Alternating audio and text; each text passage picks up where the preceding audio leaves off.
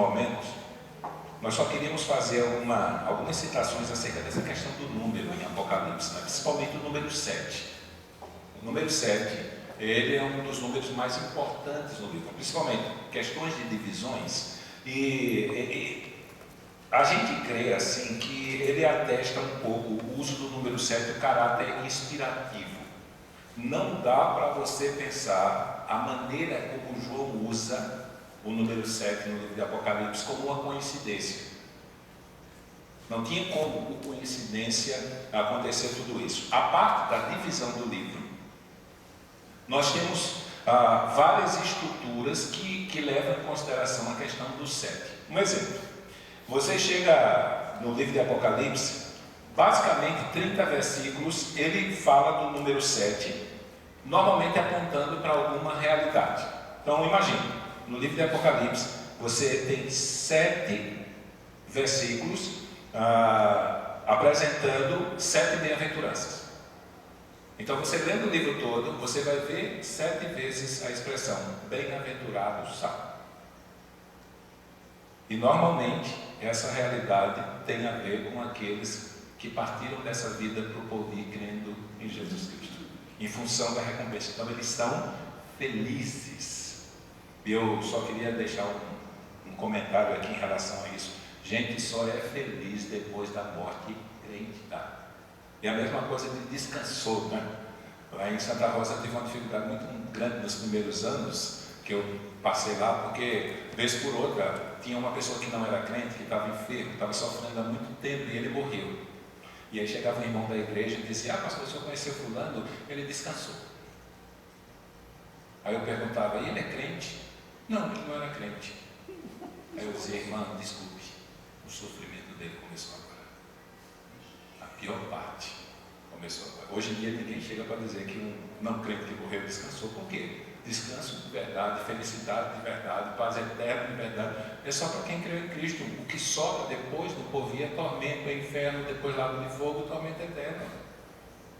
Então o sofrimento de verdade vai começar depois da morte daqueles que não foram alcançados pela verdade de Cristo. Isso é básico. Então nós temos uma comunidade cristã que estava vivendo na iminência de morrer a qualquer momento.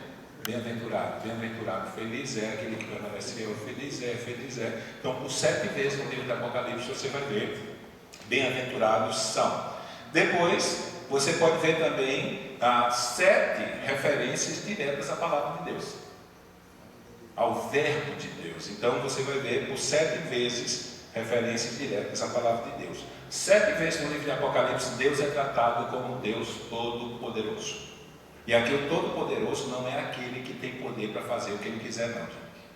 A palavra lá é Pantocratos, é aquele que tem o governo e o domínio absoluto sobre tudo.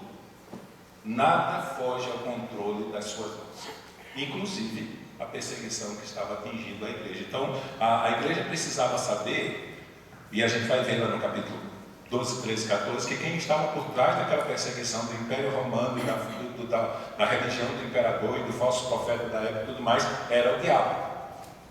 E quem estava por trás do diabo era Deus. Tanto que Lutero fez uma afirmação na época da Reforma que chocou muita gente. Ele dizia que o diabo é o diabo de Deus. Ele só vai até onde Deus deixa, só manifesta poder até onde Deus permite, e só vai até o limite que Deus estabelece. Ele não é livre para fazer o que quer, inclusive quando em suas ações Deus tem um propósito disso. A gente vai ver isso lá no capítulo 12, 13, 14. Então sempre Deus permitindo os limites e o poder que o diabo pode manifestar. Vamos ver também 7 citações sobre a brevidade do estabelecimento do juízo e da vinda de Cristo. Então 7 vezes na leitura do Apocalipse você vai ver Jesus dizer: olha, eis que cedo venho, eu venho como ladrão. Então, para uma igreja que estava sofrendo, essa mensagem da vinda iminente de Cristo trazia conforto e esperança, né? Então, cada leitura, por isso que a teoria da recapitulação foi estabelecida nesse sentido para interpretar. Por quê? Porque naquela época a maioria dos cristãos eram analfabetos, escravos.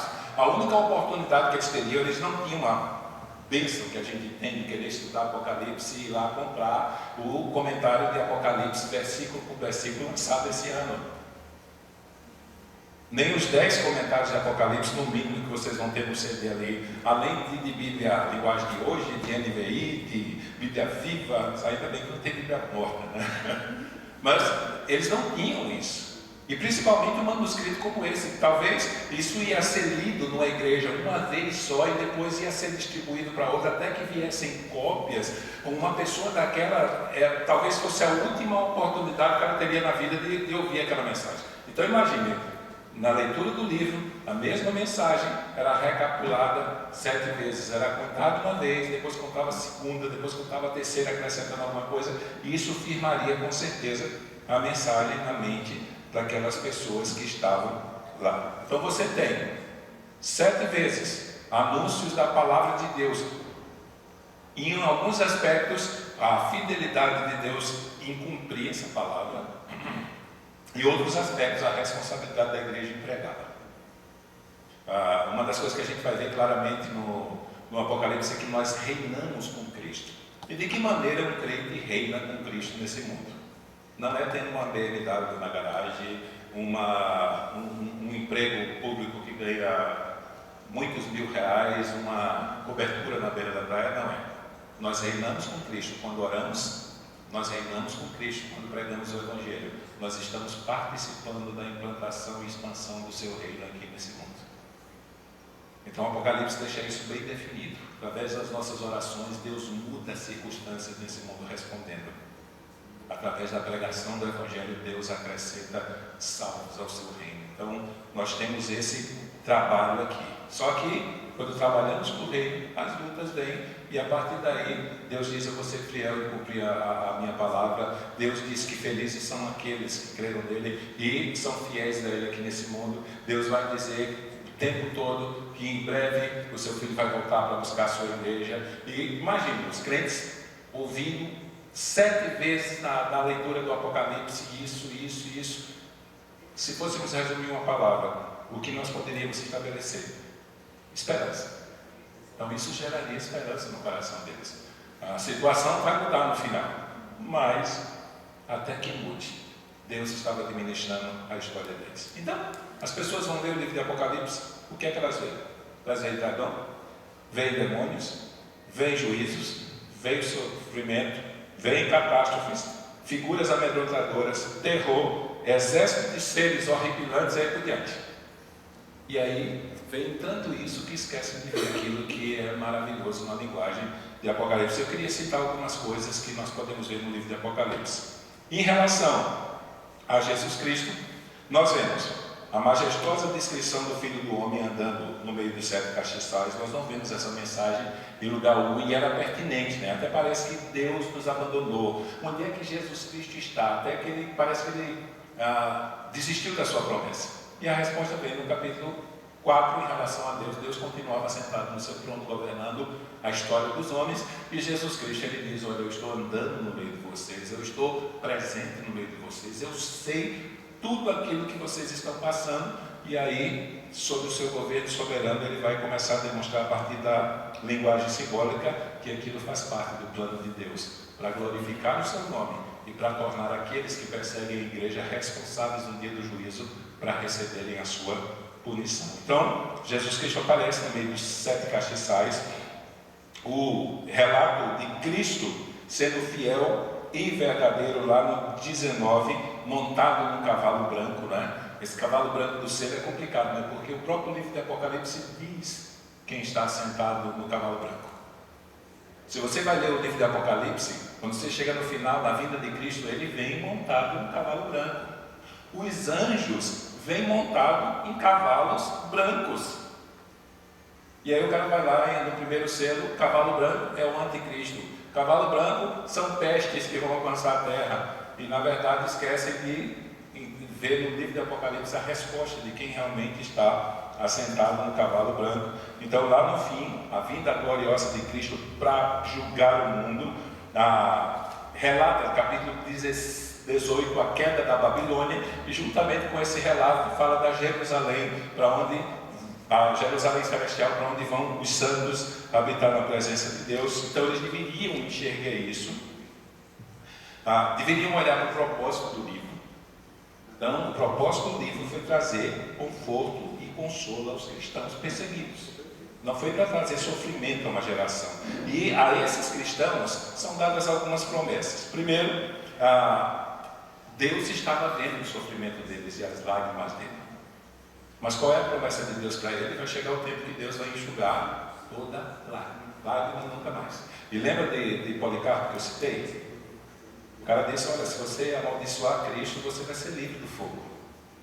E ele disse, olha, essa chama vai arder por pouco tempo, mas das chamas eternas eu estou livre para sempre. Então essa figura é importantíssima no contexto de perseguição. O sofrimento terreno é temporal, vai passar, mas a alegria que vem depois, se nós nos mantermos fiéis, é eterna, não vai acabar nunca mais. Então vale a pena suportar o sofrimento terreno, porque a recompensa é muito grande. Então Deus diz que está vendo as suas lágrimas, e no final ele vai dizer que vai enxugar todas as suas lágrimas. Deus deixa claro que a oração dos santos é influente nesse mundo. Quando nós chegarmos nas trombetas, que são juízos parciais de Deus, que Deus vai derramar nesse mundo, porque Deus vai derramar, gente, em resposta à oração dos santos. Para você ter uma ideia, mais de um terço dos países da terra hoje perseguem a igreja. Então, se você dividir a terra, os países da terra em três, mais de um terço perseguem a igreja hoje. Nós somos privilegiados, vivemos num país que, por enquanto, não persegue. Mas as coisas do jeito que estão andando, eu digo para os irmãos, não vai demorar muito tempo. Dependendo daquilo que Deus fizer, no futuro bem próximo, nós podemos passar a constar naquela lista de países onde os cristãos são perseguidos por causa da sua fé, e a gente está orando para que Deus não permita que isso aconteça aqui. Porém, as orações dos santos são influentes.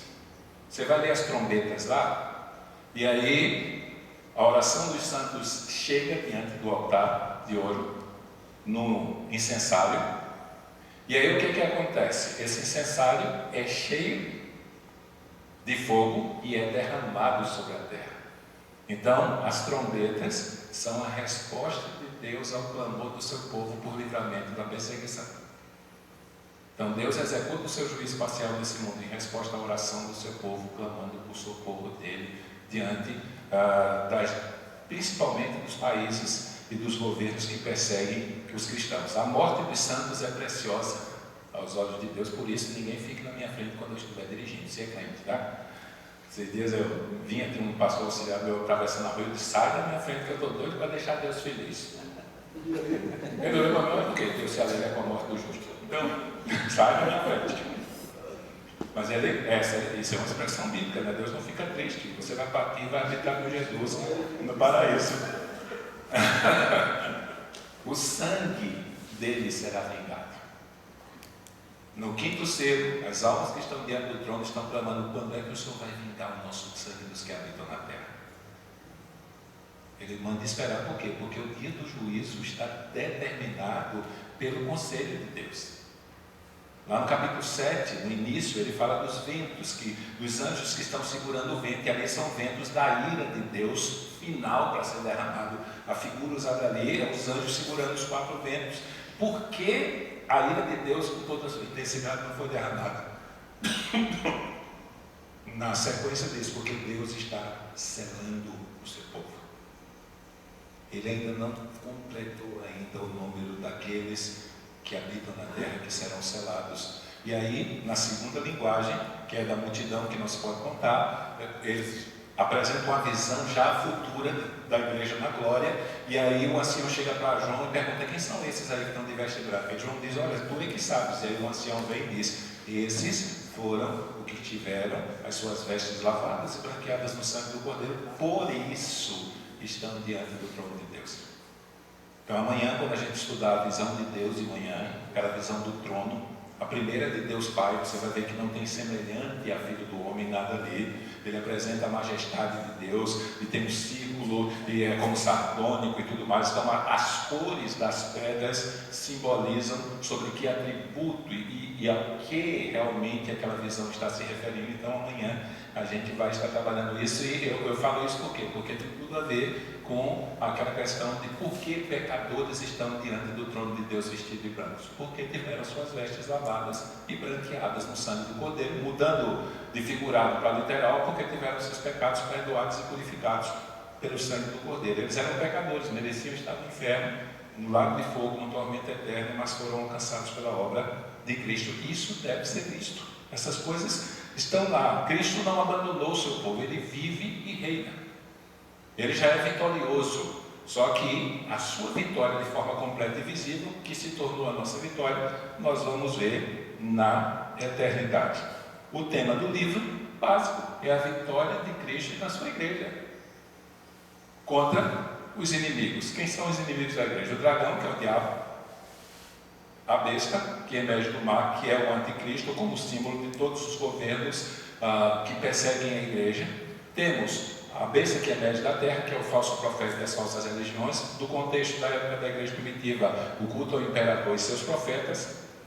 E temos a Babilônia, que, se pudéssemos resumir, é a sedução do mundo, que tenta o tempo todo impedir que os não crentes venham para Deus, e tenta fazer o tempo todo que nós, como crentes, não devemos dar valor à santidade. Esses dias, segunda-feira agora, nós temos a oração dos homens da igreja, toda segunda-feira, né? E essa segunda-feira não foi oração. Justamente por causa disso, né? Um questionou a liberalidade dos irmãos em se envolverem quando são solicitados a trabalhar na igreja. E ele começou a acusação para lá e para cá, e eu fui mostrar para eles que isso é um problema muito pior, né? Isso se chama idolatria disfarçada. Eu sirvo a quem eu amo mais. Eu sirvo aquele a que eu tenho um Senhor, mas Jesus disse: não se pode servir a dois senhores. Você vai ter que agradar mais a um e desprezar o outro. E às vezes nós servimos mais os nossos interesses do que a Deus, e aí esses nossos interesses se tornam um Deus para a nossa vida, e aí olha, foi complicado. Foi complicado, porque os irmãos saíram vermelhos e a gente consertou a coisa durante a semana. Vamos terminar agora com um jantar, juntando todo mundo e fazendo as pazes, pedindo perdão. Mas não é fácil. Então, quando terminou a euforia, eu disse: olha, isso é fruto da batalha do dragão contra a igreja. Então, nesse sentido, é complicada a situação. Mas uma coisa que nós sabemos: por mais lutas que tenhamos, no final da jornada, nós venceremos por causa do Cordeiro. Nós já vencemos, mas a vitória final vai ser manifesta na sua vinda, lá no capítulo 19, quando demonstra a sua vinda para buscar o seu povo e para julgar os ímpios. Então, é a vitória de Cristo e da igreja sobre os inimigos da sua fé. Por último, o que nós deveríamos ver no livro do Apocalipse, concernente aos salvos. Primeiro, as suas vestes estavam imundas, nós éramos tão pecadores como qualquer outro, porém as nossas vestes foram lavadas e branqueadas no sangue do Cordeiro, por isso nós somos aceitos por Deus. Não fomos aceitos por qualquer obra que nós fizemos, mas a graça de Deus, ao ser aplicada a obra de Cristo a nós, simplesmente trouxe perdão e purificação dos nossos pecados.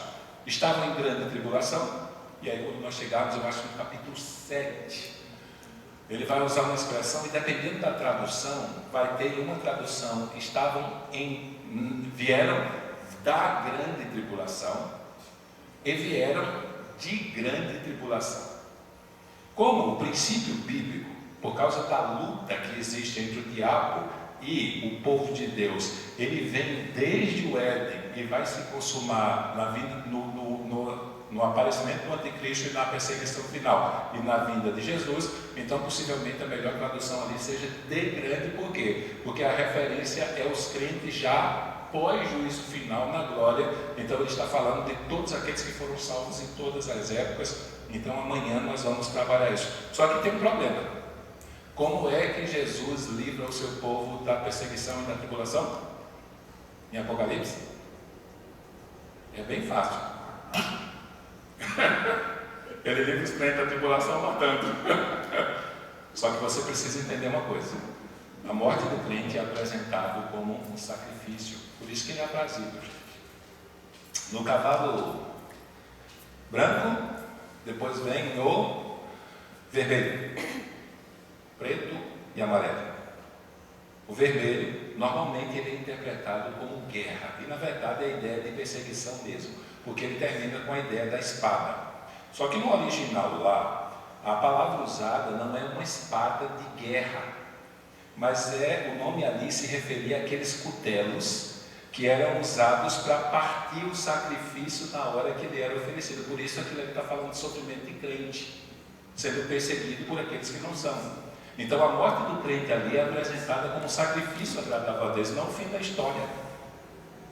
Então é maravilhoso. Paulo, na sua carta a Timóteo, na segunda carta, quando fala que vai morrer, ele não diz que eu vou morrer. Eu vou ser oferecido como libação, minha vida vai ser oferecida como sacrifício agradável a Deus. Então a morte do crente é um sacrifício agradável a Deus oferecido, não o fim da história. Por isso nós temos que tratar a morte de uma maneira mais tranquila. Uma vez um irmão foi contar um testemunho lá na igreja. Alguns irmãos têm dificuldade quando eles vão contar testemunho de alguma coisa ruim que aconteceu e eles foram ali e disseram: pastor, como é que eu vou contar? Porque um dia um chegou lá e disse: irmão, estou feliz da vida porque Deus me livrou da morte, irmão. Eu podia estar morto agora, mas Deus me livrou da morte e tudo mais, tal. Só que o testemunho dele demonstrou que ele estava vendo a morte como se fosse uma coisa muito ruim. E aí eu subi, e disse: irmãos, eu quero interpretar e traduzir a linguagem do irmão aqui que contou o testemunho desesperado porque Deus livrou ele da morte.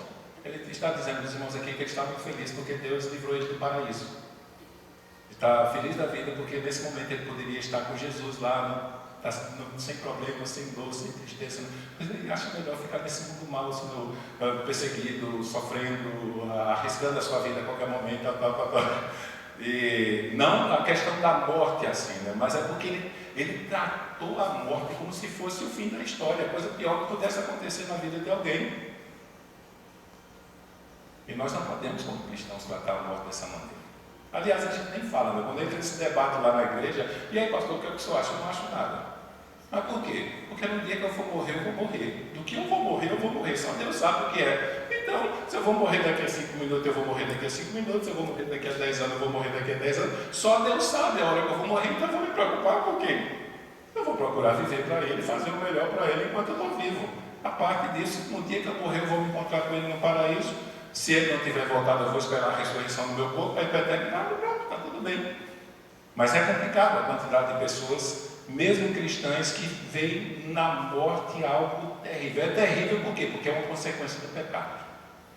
Infelizmente é um prêmio que a queda de Adão trouxe para nós. Só que depois que nós partirmos, nós vamos encontrar com o nosso Senhor, então nós estaremos lá. Então, livrou das perseguições, na maioria dos casos, através da morte, só que temos a promessa de que no final Ele vai nos ressuscitar. Então nós vamos chegar lá no capítulo 16, se eu não me engano, e vamos tratar essa questão do arrebatamento da igreja. Eles foram perseguidos pelo dragão, pela besta, pelo falso profeta, pela Babilônia, só que lá, capítulo 17, 18, 19 e 20, nós vamos ver a vitória que Cristo vai ter, e com Ele venceram todos os eleitos de Deus. Então nós vamos estar do lado dos vitoriosos. Em Apocalipse, a ênfase das nossas orações ouvidas estão lá. Então vale a pena orar, gente. Vale a pena. E talvez um dos maiores desastres que aconteceu na igreja em termos de oração é que transformaram a oração em petição. Então o crente não tem nada para pedir, o que é que ele faz? E de uns tempos para cá a gente tem trabalhado isso, principalmente na segunda-feira na reunião dos homens, e eu tenho me policiado, e às vezes eu me acordo muito cedo, Normalmente eu me acordo entre 5 e 6 horas da manhã, e para não levantar eu fico orando, E em alguns dias eu vivo numa luta, eu oro e peço a Deus para não me deixar pedir nada para Ele. Porque o importante da oração é o elo de comunhão que eu tenho com Ele. Gente, Deus abriu as portas da presença dEle para eu me relacionar com Ele, para eu falar com Ele. E por causa do sangue de Cristo, o novo e vivo caminho, eu posso ir com confiança e falar com Ele, sabendo que Ele está me ouvindo. e eu posso expressar o prazer que eu tenho, eu posso me alegrar na presença dele por aquilo que ele fez e os benefícios que a sua salvação trouxe para mim, pelo cuidado que ele tem tido, sem abrir a minha boca para pedir nada. Mas infelizmente a oração que faz com que nós entendamos que só devemos buscar Deus com a nossa lista de pedidos e depois sair marcando os pedidos que a gente já recebeu e acrescentando os outros, né? O pregador disse que a doutrina de oração hoje em dia não é um desfrute do prazer de se relacionar com Deus, mas é a tentativa de dar um golpe nele. Então a oração de muitos crentes é um golpe, e quando Deus não responde, ele fica com raiva. Então não dá não. Nós temos um privilégio muito grande, nós temos comunhão com o Criador de todas as coisas. E não é errado pedir, mas não deve ser o fim da nossa existência. Principalmente existe muita coisa que a gente pode pedir, né? Deus, santifica a minha vida. Deus, me faz uma pessoa corajosa para pregar o teu evangelho. Faz com que aquela fome e sede da tua palavra entre no meu coração de tal forma que eu não me sacie, por mais que eu devore a Bíblia de tanto ler. A gente vai ver essa figura do comer o livro de novo, como foi lá com o profeta. Então, normalmente, Senhor, arruma um emprego melhorzinho, Senhor, eu sou sábio. Senhor, eu estou solteiro, eu estou interessado naquela moça ali, dá um jeitinho para esse celestial. Então a gente sempre pede essas coisas. E às vezes não pede para Deus ajudar a gente no que é importante para a glória dele. Então a gente precisa rever as nossas questões de oração. No caso aqui, gente, mais especificamente, é o clamor por socorro em meio à perseguição por causa da fé. Deus cumpre ainda nesse mundo dos ímpios, em resposta à oração do seu povo pedindo livramento. Então, a gente vai ver isso aí. Os crentes vão triunfar, apesar da vitória aparente, porque diz que a besta vai guerrear contra os santos e vai vencê-lo, só que qual é o limite? É a morte física. E nós não temos mais problema com a morte física. Charles Spurgeon disse que a morte física é a porta da felicidade do crente. Eu fui fazer um velório e o meu pastor auxiliar deu a oportunidade para ele falar, e ele disse: olha, é o seguinte, nós não temos tristeza no momento desse da morte da irmã fulana. Por quê? Porque o que aconteceu com a irmã fulana é muito parecido com uma coisa que acontecia conosco quando nós éramos crianças. Nós estávamos na sala assistindo TV e pegávamos no sono, estávamos no sofá, e aí lembrávamos que estávamos na sala assistindo TV e tudo sumiu. No outro dia a gente acorda, olha, a gente está no quarto e fica pensando, como é que a gente veio parar aqui? Ele disse: a morte do crente é assim. É como se ele estivesse assistindo TV na sala e pegasse no sono, e o seu Pai Celestial o tomasse, e quando ele abrisse os olhos, estivesse no paraíso na sua presença. Então não tem como a gente se preocupar com a morte. O limite é a morte física. Ele não pode mais fazer nada para nos roubar do amor de Deus que está em Cristo Jesus. Estamos seguros. Por último, os juízos de Deus são lançados nesse mundo em resposta à oração dos seus santos. Então, quando a gente olha para essas coisas e olha para o livro de Apocalipse, nós descobrimos que existe muita mensagem boa.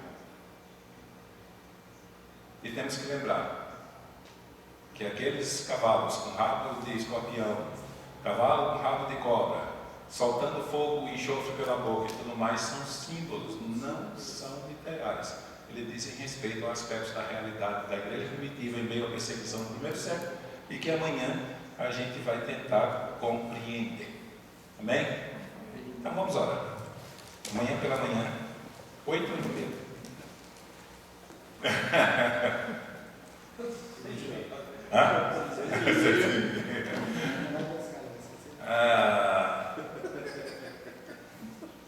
O que não pode é o nosso propósito, gente.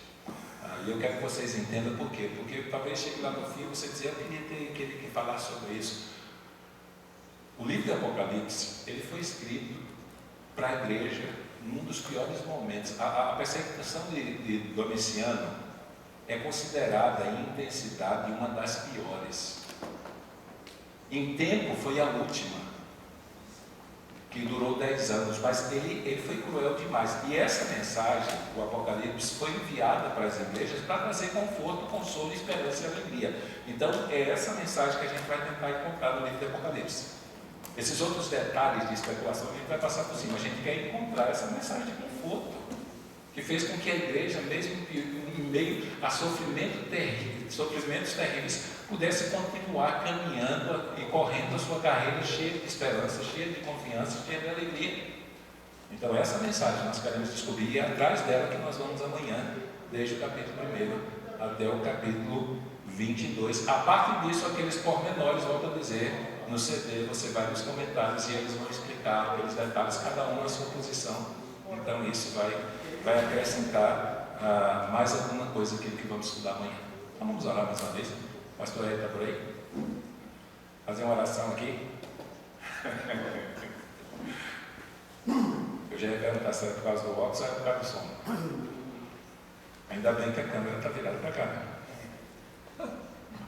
Vamos ficar de pé, pessoal, senão nessa oração curta, uns 40 minutos, vocês podem dormir de pé, sentado, né? Amanhã traga uma Bíblia, né? Que a gente vai lendo a Bíblia e vai explicando. É isso. Tem um Livro de anotação. Pai, nós queremos te louvar. Obrigado. Nós pedimos uma noite de sono tranquilo, restauradora, Senhor, reparadora, para que amanhã nós possamos estar, Senhor, pela manhã, Senhor, vivos, vivificados em Cristo, Senhor, atentos, com os nossos ouvidos espirituais abertos para tudo aquilo que o Senhor tem para nos ensinar. Muito obrigado. Através da tua palavra, pastor, nós oramos, agradecemos, Pai, em nome de Jesus. Amém, Senhor. Amém, queridos? 8h30 amanhã, né?